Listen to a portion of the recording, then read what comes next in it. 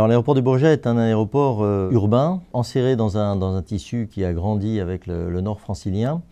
Et il représente, avec les 70 entreprises qui y sont implantées, un petit peu plus de 3500 emplois directs en équivalent temps plein, avec en plus, sur le site du Bourget, deux chances considérables que représentent le musée d'air et de l'espace, qui est l'un des plus beaux du monde, et le Salon international de l'aéronautique et de l'espace, qui accueille une manifestation d'ampleur exceptionnelle, la première mondiale, elle aussi, une semaine au mois de juin, tous les 2 ans.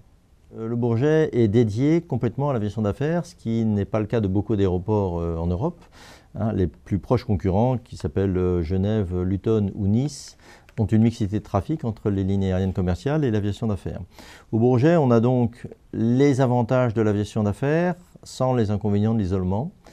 Les avantages de l'aviation d'affaires, c'est la disponibilité à toute heure du jour et de la nuit, c'est la possibilité de rentrer très vite dans son avion ou d'en sortir très vite, c'est aussi la confidentialité, c'est aussi l'efficacité opérationnelle, c'est aussi des niveaux de service qu'on ne trouve que très rarement sur les grands aéroports, puisque en général ces aéroports-là sont beaucoup dédiés à une clientèle qui est 60% loisirs, 40% affaires, alors qu'au Bourget, 100% du trafic, ou quasiment, est du trafic d'aviation d'affaires. Mais dans certains cas, la complémentarité avec Roissy est très forte, puisque pour certains équipages ou pour certains industriels, la possibilité de bénéficier de la redoutable efficacité du hub de Roissy et d'avoir une possibilité de desserte en avion d'affaires à l'intérieur de l'Europe, par exemple, peut être un véritable atout.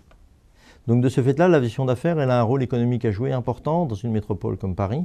Sur les 10 années qui viennent, on peut imaginer que viendront s'installer probablement les deux grands industriels constructeurs d'avions d'affaires qui n'ont pas encore d'établissement de maintenance européen ici au Bourget.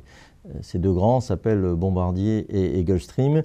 Ils n'ont pour l'instant pas d'implantation au Bourget, mais ça ne saurait tarder. Nous espérons entre 2023 et 2025 l'arrivée d'une station de métro du Grand Paris Express à l'entrée sud de l'aéroport du Bourget. Cette station sera sur la ligne qui reliera la Défense et l'aéroport Charles de Gaulle. Faire entrer l'aéroport dans la ville et la ville dans l'aéroport, c'est effectivement un de nos objectifs. Et à ce titre-là, ça cadre parfaitement avec les objectifs d'aménagement globaux que peut rechercher l'établissement public d'aménagement en Plaine-de-France sur tout le territoire du Grand Roissy auquel nous sommes fiers d'appartenir.